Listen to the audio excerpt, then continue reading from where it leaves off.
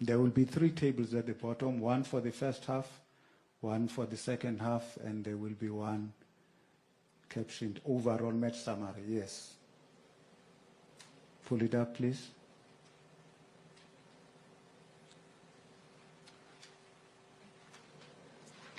That's the first half. Let's go down to the overall.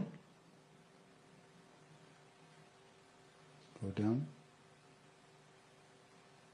Okay, thank you.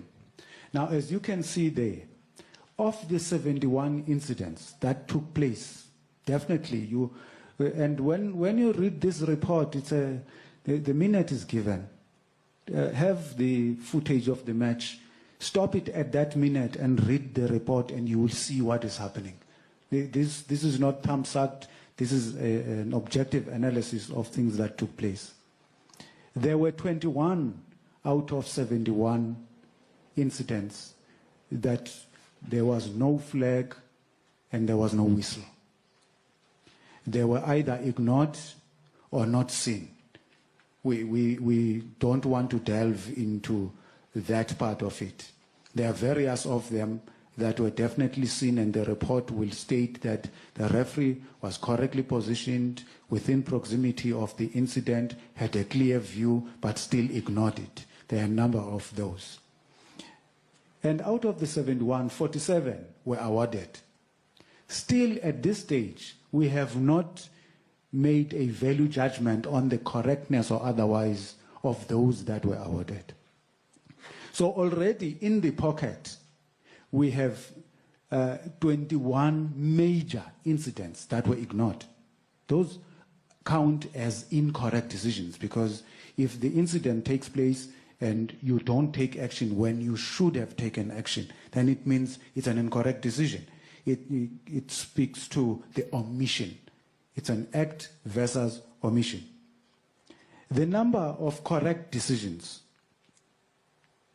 37 out of 71, which gives you an overall assessment of performance of that referee and his team of 52.1%. Now go to any country and ask them what fellow referees say to a referee who has received 60%, 65% in a match. They will tell him you were poor in that match.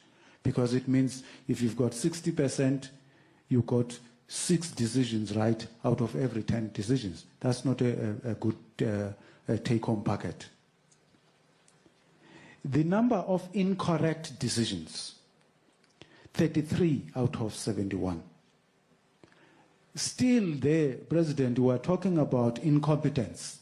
We haven't touched on bias. Because theoretically, there is the possibility of a referee getting 52.1% decisions correctly.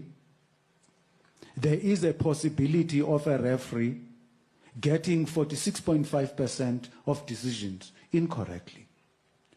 But when you look at the split of the incorrect decisions between the two teams, theoretically, if it's a poor day at the office for the referee, it should be a 50-50 split.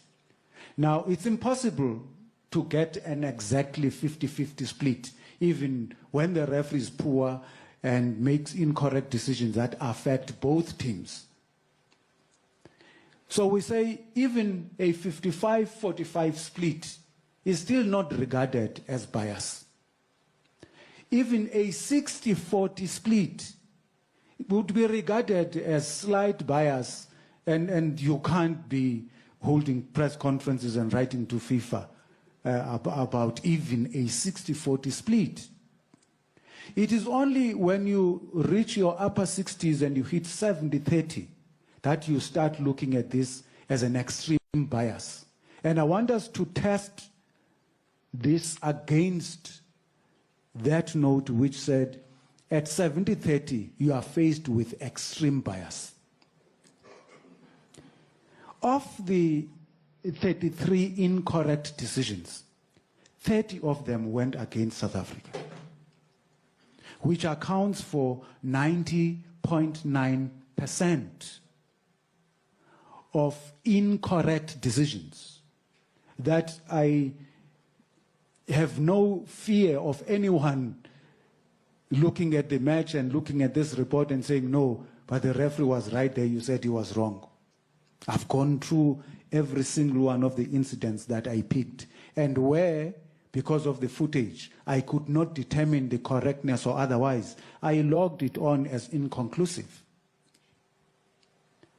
Now, 90.9%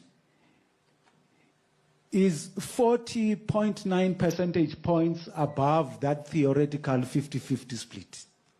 That's major.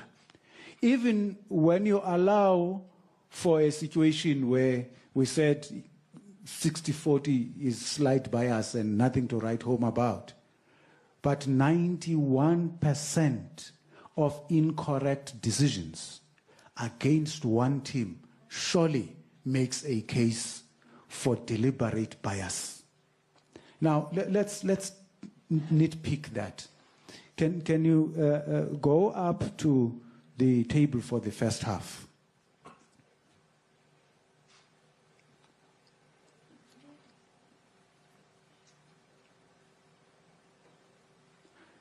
Now, if you look at that table for the first half, and we are focusing purely for this next minute or so on the performance of the referee as depicted by the number of spot-on decisions.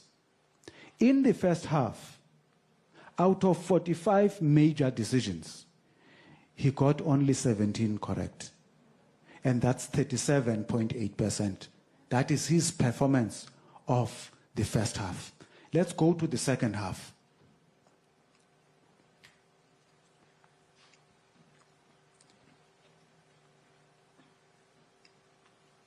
Let's go. 76.9% reminds us why this referee is on the international panel. He has refereed in the past. He's on the panel because he has the ability to reach that kind of performance. And that was his performance, real, during the second half, because there was already now a sense of comfort that the outcome of the deliberate bias has been achieved up to certain moments. If you go up to the table now, let's go up to where we analyze the incidents. We'll come back to these tables because I need the members of the media to understand where we are. Just go up, I'll tell you when to stop. Do that. Okay, hang on. Go up again. Go up, I want to go to where the second half starts. Okay. Go down, that's where the first half ends. Go down, I'll tell you when to stop. Okay. Now, incident number 46. Remember we said there were 45 incidents in the first half. Incident number 46 takes place in the second half. Minute 46, 12 seconds, right? Now, I want you to slowly scroll down. Look at the green color on the right-hand column. Now, we're suddenly having a referee that is getting every single decision spot on in the match. That's the second half. The same referee that was getting almost half of the decisions incorrect in the first half is now all of a sudden getting them correctly. Scroll down. There is a moment in the match, and I know the technical report of the coach will touch on this. Go down, because we're still on spot-on zone. Round about the 75th minute, stop there. When there's a renewed vigor on the part of the Bafana Bafana players realizing, hey, we're losing this thing. Let's now push. Again, the incorrect decisions start. Scroll down, you'll see. Again, there's a number of incorrect decisions. In fact, In the second half, ladies and gentlemen, in the second half, there were only 5 incorrect decisions. Only 5 incorrect decisions in the second half. 5. But all of them were against South Africa. All 5 of them. Not even a single incorrect decision in the second half went against Ghana in that match. So when we look at a pattern of bias, and when you read this report, you will see instances where there were free kicks that were awarded in favor of South Africa. At moments in the game when allowing the advantage would have led to a promising attack. Several of them. They are logged on as correct decisions because indeed there was a foul on the South African player and the free kick was awarded. So when we look for pattern of bias, we look at the conduct of the referee not only in terms of the incorrect decisions, but at critical moments when he should have allowed advantage but did not. Because when you look at those specific moments, the Ghanaian defenders were far outnumbered. Promising attack, instead of giving the advantage, let's pull them back so that we give them an opportunity to regroup. So, as things stand, having given the draft report to other colleagues, highly respected match commissioners, respected former referees who are still part of the system at whatever level. And I chose at least one of them that I know is a super apologist for referees. You know, I love the referees.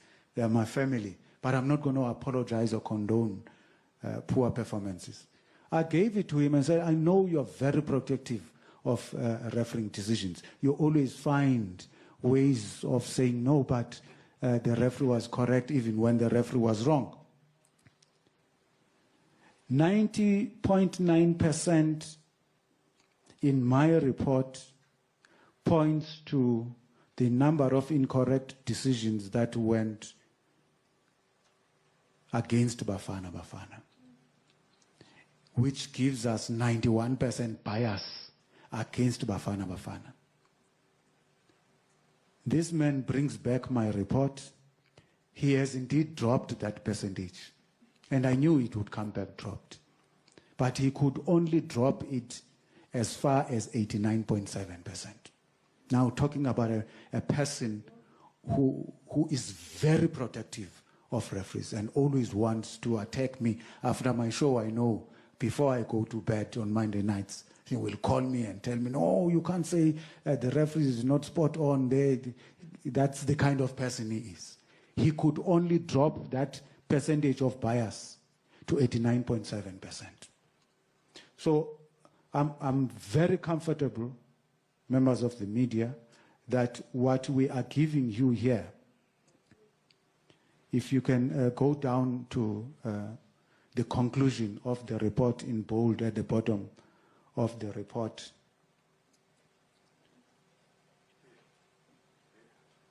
Right at the bottom. That one. My independent conclusion is that the referee in this match was blatantly biased against South Africa.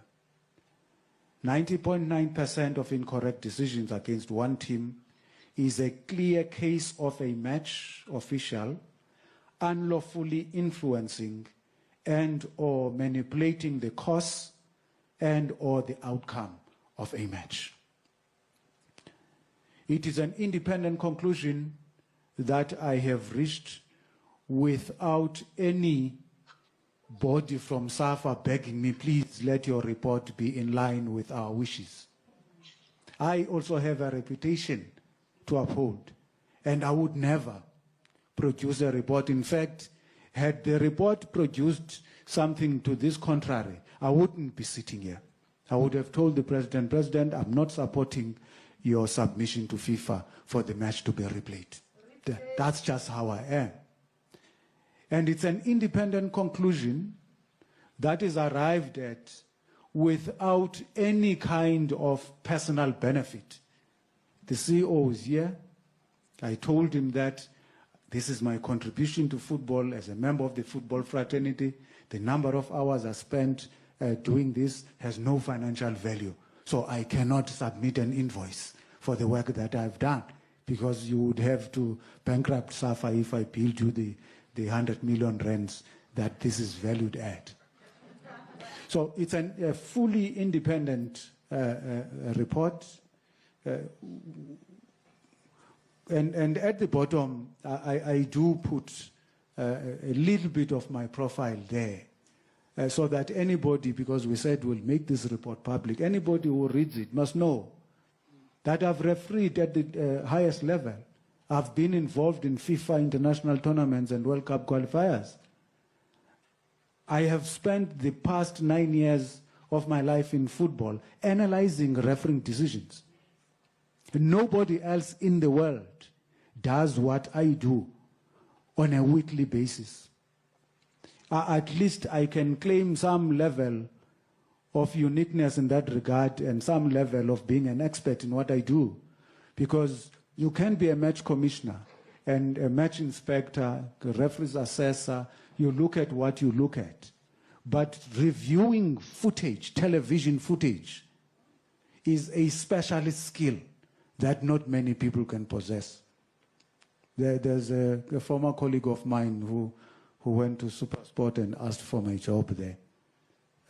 They put him on a test in front of the cameras. Okay, here's a couple of incidents, review this instance. He couldn't, because you can be a good match commissioner, having been a very good referee, award-winning referee, but television is something else.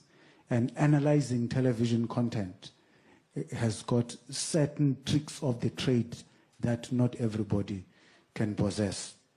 So, in conclusion, ladies and gentlemen, I want to reiterate the fact that any submission by the CEO of SAFA to FIFA will not necessarily be about the penalty.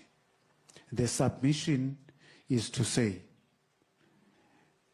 the referee in that match, collectively the match officials, displayed a deliberate pattern of bias against one of the teams. And in so doing, they unlawfully influenced, manipulated the course of the match, which also impacted on the result. It cannot be that the custodian of fair play would then sit back and say it is fine for such a high level of deliberate bias to sustain. It is fine for a result which is the outcome of deliberate bias to be the official result of that match. We are hoping that the powers that be at FIFA will also go through this report, conduct their own analysis. Even if they drop that 91% bias to 70%, as I said earlier, that is still extreme bias against one team. And they should find in favor of the South African Football Association in terms of its request to have the match replayed. Thank you so much. Thank you,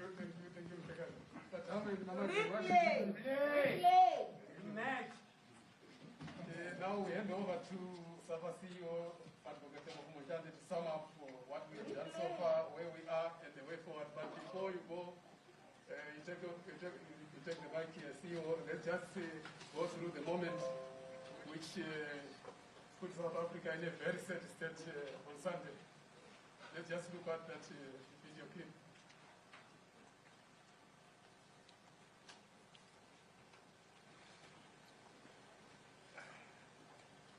In the meantime, just CEO will be talking. You can just Thanks, Mr. Chimavi, and good afternoon. Hold on, CEO. There is the moment, guys.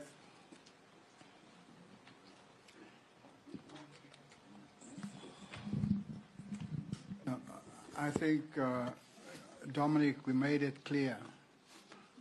Our position is not about the penalty. Our position is about the performance of the referee in the entire match. So, again, we must not divert that we are raising the issue of the penalty. We are raising the issue of the performance of the referee. That is the issue. So this is neither here nor there at this moment in the context of our approach to FIFA. Thank you, President. Over to you, SAFA CEO, Advocate Ngcobo, on what we have done so far, where we are, and the way forward. Advocate. Thanks, Mr. Chimavi, and good afternoon all. I think first one must just touch on difficulties which the coach has touched on, because these players and the technical team have gone through the worst. First, you had to go and play in Ethiopia when there is war in Ethiopia. 600 km away from the... So live from SAFA House in Nasrec here in Johannesburg, that has been the briefing that has been held by the South African Football Association. A lot coming out from that briefing. Let's quickly run through some of the main points with ENCA's sports editor, Ngcobo. So they are, let's start with the report from Ace Ngcobo.